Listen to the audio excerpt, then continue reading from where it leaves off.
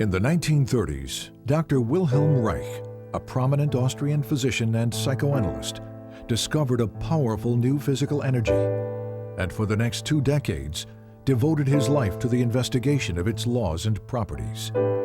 He confirmed the existence of this energy in the human body, verified its presence in the atmosphere, developed instrumentation to observe and collect it, and harnessed it for a variety of purposes, from cancer treatment to motor power to weather experimentation.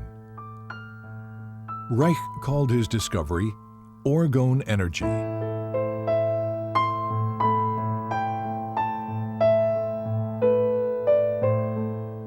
But tragically, it was a discovery that the world was not ready for.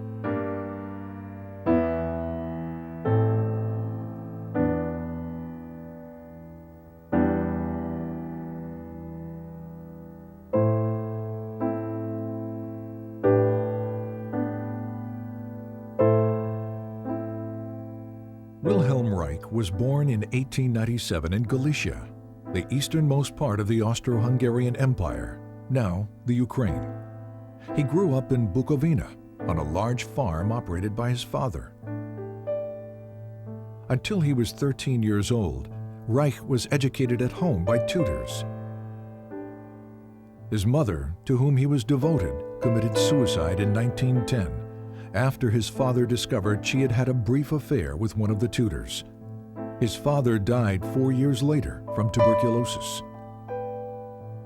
That same year, 1914, the First World War broke out. Within days, Russian troops swept through Bukovina. Reich narrowly escaped being sent to Russia as a hostage and had to flee his home. Later he wrote, "I never saw either my homeland or my possessions again. Of a well-to-do past, nothing was left." For the next 4 years, Reich served in the Austrian army, experiencing what he called the war as a machine.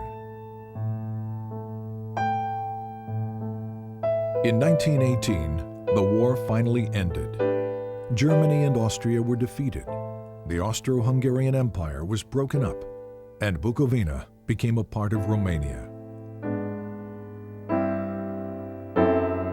Alone, homeless, and intellectually starved after 4 years of war, Reich entered the medical school at the University of Vienna.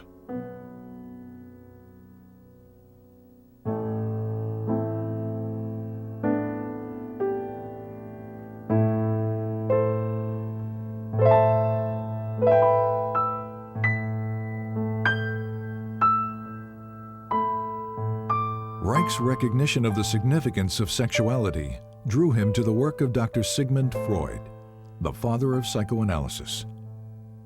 Soon he was considered one of Freud's most promising students. Freud had discovered that neuroses are caused by the conflict between natural sexual instincts and the social denial and frustration of those instincts. Freud had also hypothesized the existence of a biological sexual energy in the body. He called it libido, and described it as something which is capable of increase, decrease, displacement, and discharge, and which extends itself over the memory traces of an idea like an electric charge over the surface of the body. But as the years passed, Freud and his followers diluted much of this concept, reducing the libido to little more than a psychological energy or idea.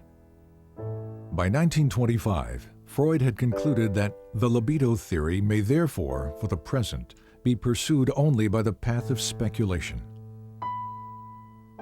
Reich's clinical observations, however, demonstrated that sexual energy was more than just an idea, and that sexual satisfaction, in fact, alleviated neurotic symptoms. He discovered that the function of the orgasm is to maintain an energy equilibrium by discharging excess biological energy that builds up naturally in the body. If that discharge function is disturbed, as it proved to be in all his patients, this energy continues to build up without adequate release, stagnating and fueling neurotic disorders. Reich's orgasm theory set him apart from his colleagues because it indicated that the libido was a real physical energy that possibly might be measured quantitatively. His clinical work also led to new therapeutic techniques designed to discover and eliminate any impediments to the flow and discharge of this energy. But the widespread existence of human misery forced Reich to conclude that the solution to the problem of neuroses was not treatment, it was prevention. You have to revamp your whole way of thinking, said Reich, so that you don't think from the standpoint of the state and the culture, but from the standpoint of what people need and what they suffer from. Then you arrange your social institutions accordingly. Freud, on the other hand, maintained that culture takes precedence, that sexual instincts must be adapted to the existing social structure. These conflicting positions led to an eventual break between Reich and Freud. In Vienna and later in Berlin, Reich devoted much of his time and money educating working-class people about the essential role of sexuality in their lives. I had 6 clinics in Vienna, said Reich, where people came and received advice once or twice a week. To provide medical and educational help was its purpose. To reach the greatest number of people, he worked within the socialist and communist parties to promote sex education, birth control, divorce rights, and better housing. Reich recalled that in Berlin, there were about 50,000 people in my organization in the first year. Reich was also very outspoken about Germany's turbulent political climate. Unlike most members of the Berlin Psychoanalytic Association, Reich openly opposed the rise of the Nazi Party.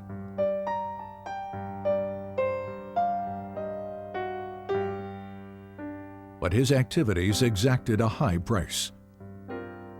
He was denounced by the communists and expelled from the International Psychoanalytic Association, calling these events catastrophes which threaten my personal, professional, and social existence.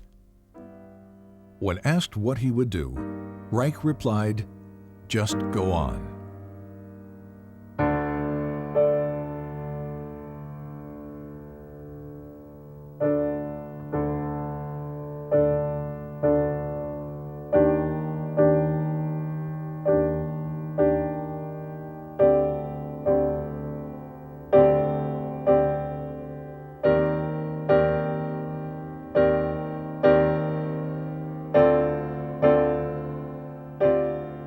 University of Oslo, 1935. While continuing to teach and develop his innovative therapeutic techniques, Reich began a series of laboratory experiments to verify the existence of a physical, biological energy expressed in the emotions. Using human subjects, Reich was able to demonstrate a charge at the skin surface directly related to feelings of pleasure or anxiety. The charge would increase when a subject experienced pleasure and decrease during feelings of unpleasure. From this, Reich concluded that pleasure is the movement of biological energy toward the periphery of the organism, while anxiety is the movement of this energy toward the center. He assumed this energy to be electrical. But was it? And did similar energy processes exist in more basic life forms? Reich discovered that under certain conditions, sterilized and unsterilized substances, such as grass, blood, sand, charcoal, and foodstuffs, disintegrate into pulsating vesicles that exhibit a bluish color. He called these vesicles bions. Reich observed internal motility in the bions, an effect of energy. He also found that certain bions revealed a strong radiation phenomenon, seen here as a white field around the organism, and that these bions could kill bacteria and cancer cells. This radiation confirmed the existence of an energy that did not obey any known laws of electricity or magnetism. Reich called this energy orgone, because its discovery had evolved from his investigation of the orgasm function, and because this energy could charge organic matter. When he published his findings, the scientific and psychiatric communities responded with a vicious year-long attack in the Norwegian press. In the wake of this response, and the inevitability of a Second World War, Reich began to look to America as the future home for his work. In August 1939, Reich sailed for America on the last ship to leave Norway before World War II broke out.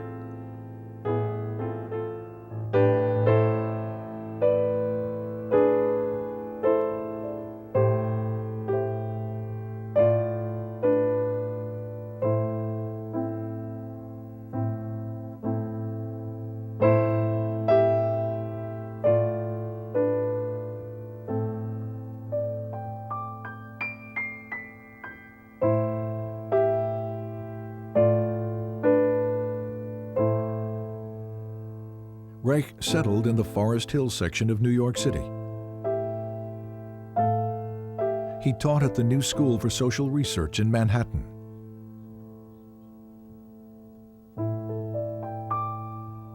Published his books in English. Trained American physicians in his therapeutic techniques. And pursued his investigations of orgone energy. Since the energy appeared to be everywhere and to permeate all substances, Reich had to find ways to isolate and collect it in order to study its functions and make it usable. Experiments demonstrated that organic or non-metallic materials, such as cotton, wool, or plastic, attract, absorb, and hold the energy. Metallic materials, steel or iron, attract the energy and quickly reflect it in both directions. On the basis of these experiments, Reich constructed small boxes with alternating layers of organic and metallic materials, with the inner walls lined with metal. The organic layers attract the atmospheric orgone energy, which is then directed inward by the metal layers. Any energy reflected outward by the metal layers is reabsorbed by the organic material, attracted back to the metal, and directed toward the inside of the box. The result? A higher concentration of orgone energy inside the box. The more layers, the higher the concentration. This accumulation of energy can be verified in a variety of ways.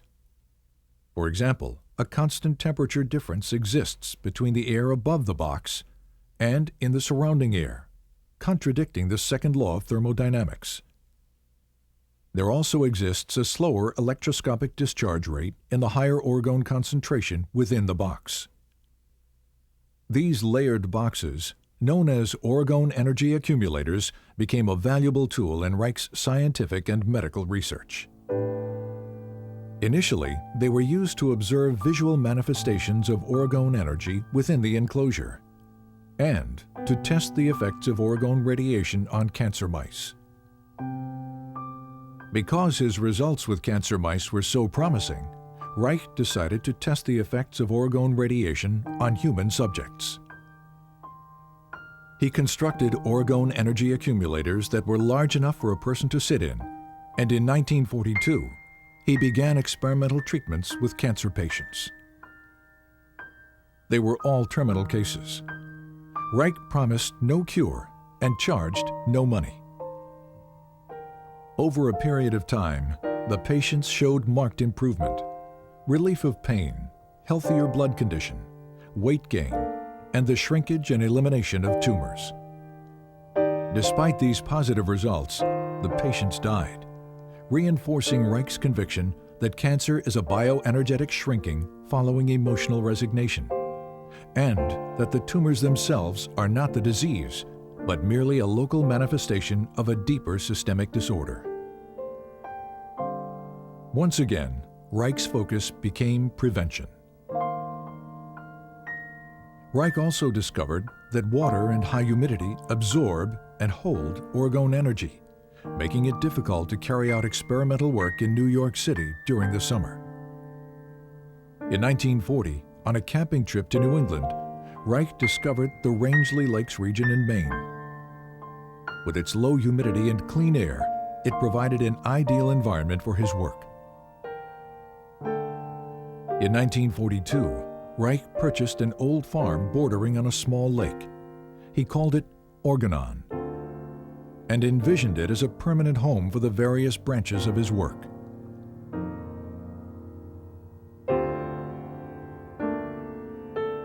In 1945, a student's laboratory was built.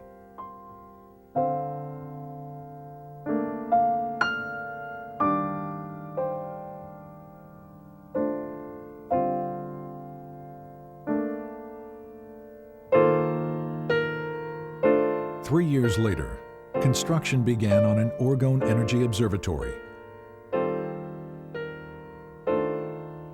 which included additional laboratory facilities, Reich's study and library,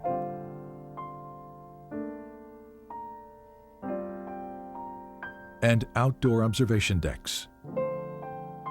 Funding for these buildings and for Reich's research came exclusively from his own income as a physician and teacher, and from loans and contributions by students. By 1947, after less than 8 years in America, Reich's work was attracting considerable interest as orgone research expanded into new areas of psychiatry, medicine, and biophysics. One of Reich's most significant new developments was the discovery of a motor force in orgone energy that had enormous practical implications. Here, Reich demonstrates a small motor being propelled by orgone energy from the body. And here, motor power is provided by orgone energy harnessed from the atmosphere.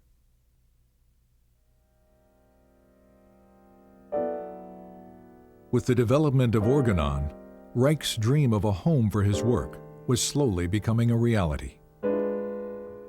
Sadly, it was a dream that he would not see fulfilled.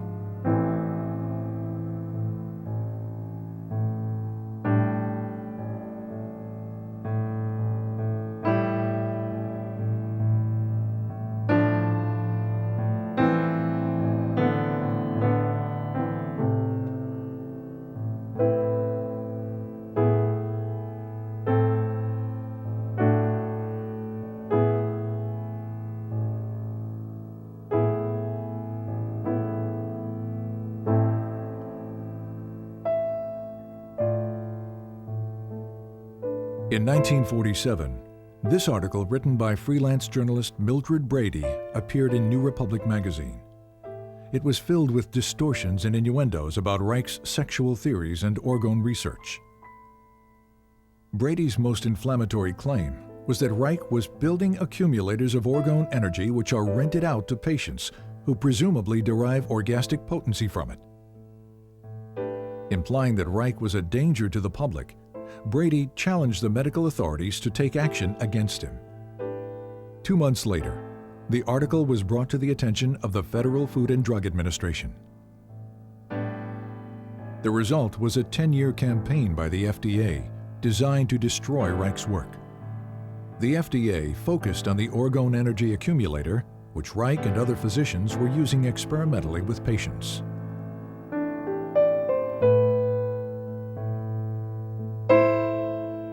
Convinced that the accumulator was being fraudulently promoted as a sexual and medical device, FDA agents spent years interviewing Reich's associates, physicians, students, and patients, looking for dissatisfied accumulator users.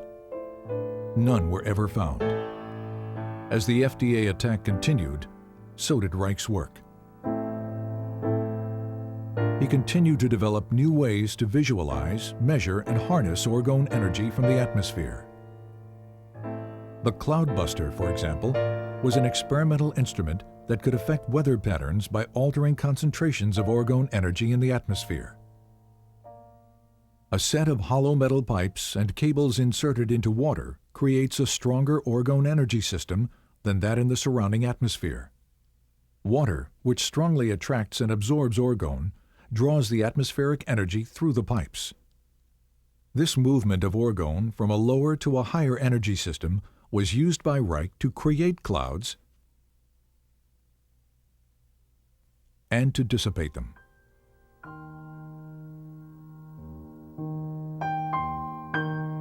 In 1953, during a long drought that threatened the Maine blueberry crop, several farmers offered to pay Reich if he could bring rain to the parched region.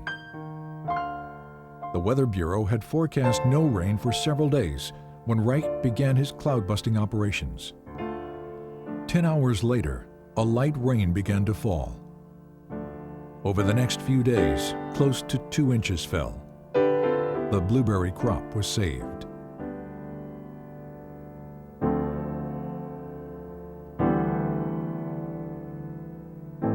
In February 1954, the FDA filed a complaint for injunction against Reich in the federal court in Portland, Maine. The complaint declared that orgone energy does not exist. It asked the court to prohibit the shipment of accumulators in interstate commerce and to ban Reich's published literature, which they claim was labeling for the accumulators. Reich responded to the complaint with a lengthy letter to Judge John Clifford, explaining that he could not appear in court since doing so would allow a court of law to judge basic scientific research. Scientific matters, he wrote, can only be clarified by prolonged, faithful, bona fide observations in friendly exchange of opinion, never by litigation. I therefore submit, in the name of truth and justice, that I shall not appear in court. Judge Clifford did not accept Reich's letter as a valid legal response, and the injunction was issued on default, as if Reich had never responded at all. But the injunction was even more excessive than the initial complaint. It ordered that all orgone energy accumulators and their parts were to be destroyed. It ordered all materials containing instructions for the use of the accumulator to be destroyed as well.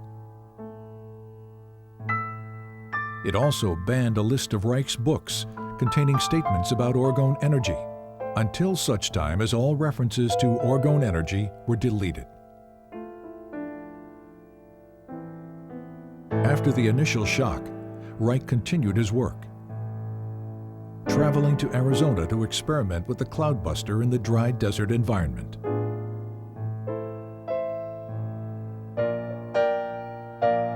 While he was there, and without his knowledge, one of Reich's students, Dr. Michael Silvert, moved a truckload of accumulators and books from Rangeley, Maine to New York City, a direct violation of the injunction. As a result, the FDA charged Reich and Silvert with criminal contempt of court. In 1956, both men were found guilty. Reich was sentenced to 2 years in a federal prison. While Reich appealed his sentence, the government carried out the destruction of accumulators and literature. In New York City, several tons of Reich's books and other publications were burned in one of the city's garbage incinerators, including titles that were only to have been banned. This destruction of literature constitutes one of the most heinous acts of censorship in United States history.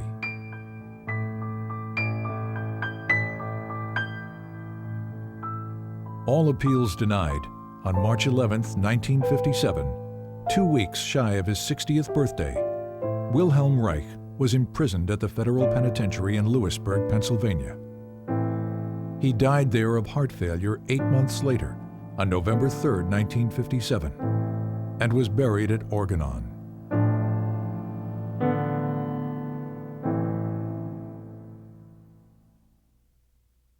But the tragedy of Reich's death should not be allowed to overshadow the richness of his life, for while he lived, he was truly alive.